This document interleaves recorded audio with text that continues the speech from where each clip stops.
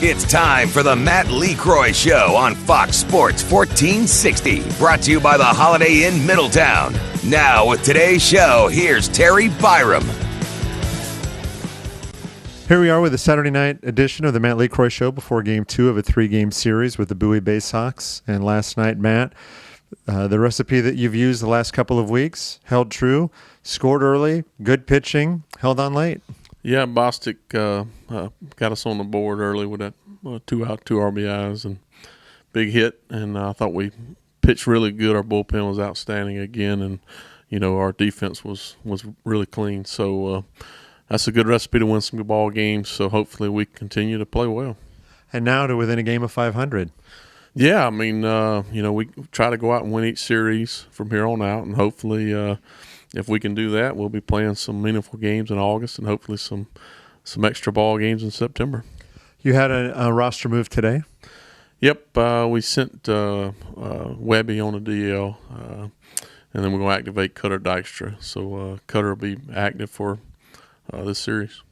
Yeah, the last time we saw Cutter Dykstra playing, he a couple of big hits in Richmond. Yeah, I mean he knows how to hit. He knows how to hit off the bench, and he probably got 2 of our biggest hits of the year, and so hopefully he can continue to swing it. I know his timing may be off because he's been off, but he's been working really hard to stay ready, and hopefully he'll be good.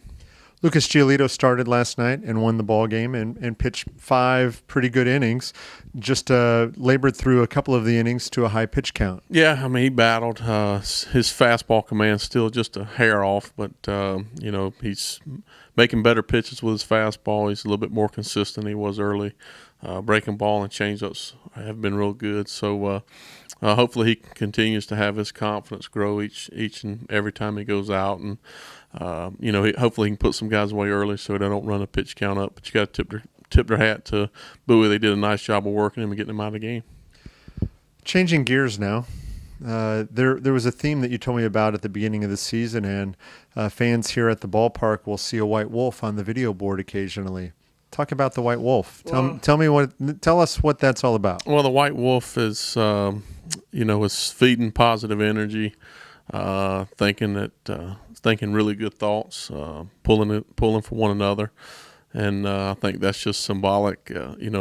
Our mindset that we want to take as a team and as individuals, and it's always good if we do something really good that the white wolf's howling out there, and everybody laughs at it, but it's working.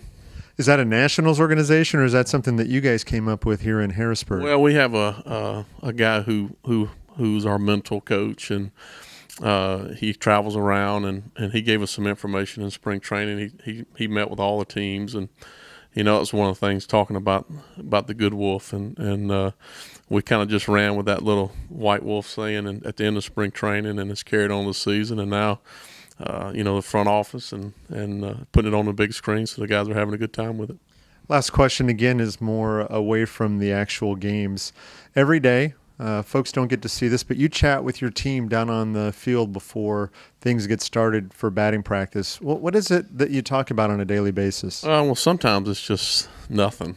It's just seeing how everybody's doing. But most of the time it's something that happened the night before or something that I see that's really good or something that we need to work on. But, I try to touch base with every one of our players throughout the day, maybe not in a team atmosphere, but individually during batting practice or before BP. So it's just a way for me to stay involved with each of them. And if I see something, or if Ruppy or Mahalik notices something, he can address it as a group.